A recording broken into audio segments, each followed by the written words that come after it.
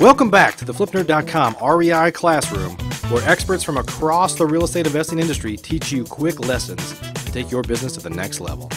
And now, let's meet today's expert host. Hi there, guys. My name is BreAnn Stephenson, and I am with Affinity Loss Prevention Services, and I am your host today of the REI Classroom show. Today, we are going to be talking about the importance of loss prevention and why it's such a crucial component of your real estate investing strategy. This show is sponsored by PassiveRental.com. So if you'll bear with me here, I will refer to my notes. There's a lot, in terms of loss prevention. There's so much information. So feel free to write things down and review them again, because that's really the name of the game in terms of loss prevention is making a plan and then executing that plan.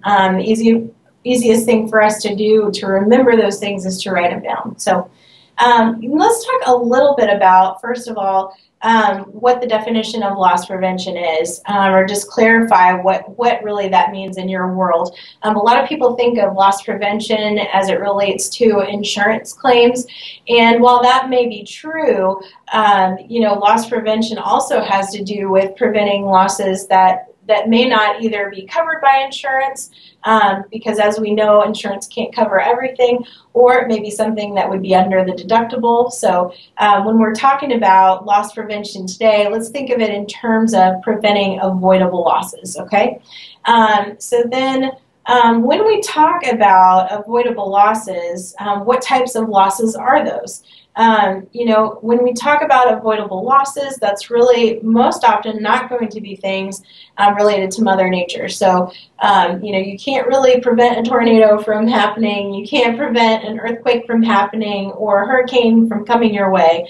Although there may be things that you can do to strengthen your property, there may be things that also are even required by code in your area, depending upon if you have properties that are in an area that are at risk for hurricanes, for example. You maybe have codes and ordinances that you have to abide by when you're building. That may help. However, that's not something that you can actually affect from happening in the first place.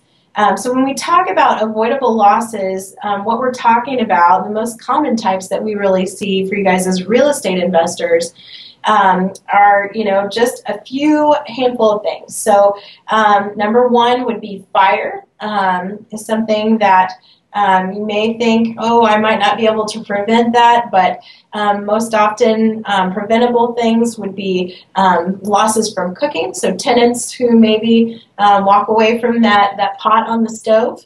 And then also too, even preventing, people from getting into the property. If you have a vacant location that's, let's say, is sitting on the market for sale, for example, really your best preventative measure there is securing the property well, and then also, just having a good plan for monitoring the location. Theft and vandalism is another thing. A lot of people think, I'm not really sure that I can prevent that at an investment property. Which in fact it really isn't the case. Most often when we see claims that come in terms of theft and vandalism, it's really because the property has been left unattended for a long time. We maybe see that somebody hasn't been there in 6 months or even 3 months, for example. So a lot of preventing theft and vandalism is being there, enlisting your neighbors, for example, and then also just securing the property appropriately, boarding the property if it's going to be vacant for a considerable amount of time.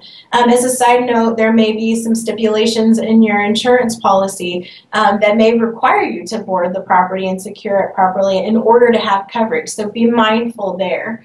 And then also another thing that really is preventable at your property would be water damage. And mostly when we talk about water damage that's preventable, the thing that we see time and time again are claims for burst pipes in the winter. So when you're talking about vacant properties, making sure that your property is heated to at least 55 degrees at minimum. It may need to be higher than that, depending upon the location of your plumbing. So bear that in mind if you have more pipes that are near exterior walls. Or if you live or invest in an environment that is further north, just bear that in mind. So 55 maybe is a minimum, but that might not be high enough for you. Then also, let's talk about tree damage. You really want to stay on top of inspecting your trees. First, when you purchase a property, for one thing, to see what state they're in, you may even need to call an arborist out to determine, how healthy your trees are.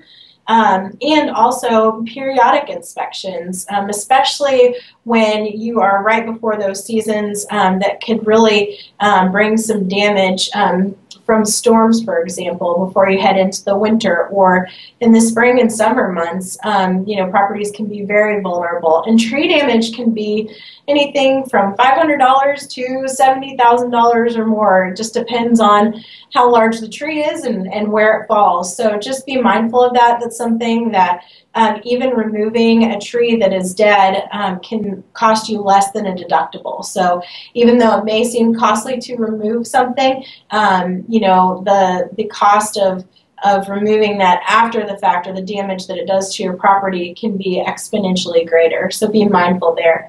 And then two last common types of loss, tenant damage, and that really, avoiding tenant damage, not necessarily the accidental kind, but damage that may be done during an eviction, that can really start, of course, at square one with your tenant screening. So make sure that you have a thorough process for screening tenants, or that your property manager has a good system in place as well. You want to make sure that you're doing your due diligence at the front of that relationship, so that you're really placing a quality tenant, and that you also make sure that you maintain that relationship. Don't forget about your good renters that you have in there. Encourage them to stay longer by, really respecting that relationship and letting them know that you're appreciative of how they keep your property. And then lastly, talk about liability issues. So one of the common risks that your property may come up against could be either slips and falls maybe, and those can be prevented by your regular maintenance. Or you may run into issues with contractors getting injured. Just make sure you know what your coverages are for your property. Most often, injuries to contractors are not something that is covered underneath your property policy. The coverage is going to be included somewhere else, like in the general contractors general liability policy. So just be mindful of the coverage there, and also hire people who are, licensed and insured. So that's a lot said there, but just one side note about insurance before we wrap up here today. As I mentioned, insurance can't cover everything, so just make sure that you know your coverage, that you review that coverage with your agent on a regular basis, and that you're covered in the areas that you need to be, and then also that you are mindful of areas where you might have some gaps in that coverage, because most often those areas you really can do something to prevent losses in that area. So just know your coverage well, and also make a plan for loss prevention. And in the end, then our hope is, if you have a good plan, you'll save money, you'll save yourself time, headache, and who knows, you might even save a life too. So hope you've enjoyed today, and thank you so much, guys. Have a great day. PassiveRental.com is your source for turnkey, done-for-you rental properties. If you'd like to be an investor and not a landlord, please visit PassiveRental.com to learn how to purchase cash-flowing, professionally managed rental properties in the hottest rental markets across the country. We can also help connect you with financing for your next property. Invest the easy way today and get started by visiting passiverental.com. Please note, the views and opinions expressed by the individuals in this program do not necessarily reflect those of FlipNerd.com or any of its partners, advertisers, or affiliates. Please consult professionals before making any investment or tax decisions, as real estate investing can be risky. Are you a member yet of FlipNerd.com, the hottest real estate investing social community online? If not, you can join for free in less than 30 seconds and get access to hundreds of off-market deals, vendors in your market to help you in your business. And you can start networking with thousands of other investors just like you. Get your free account now at flipnerd.com.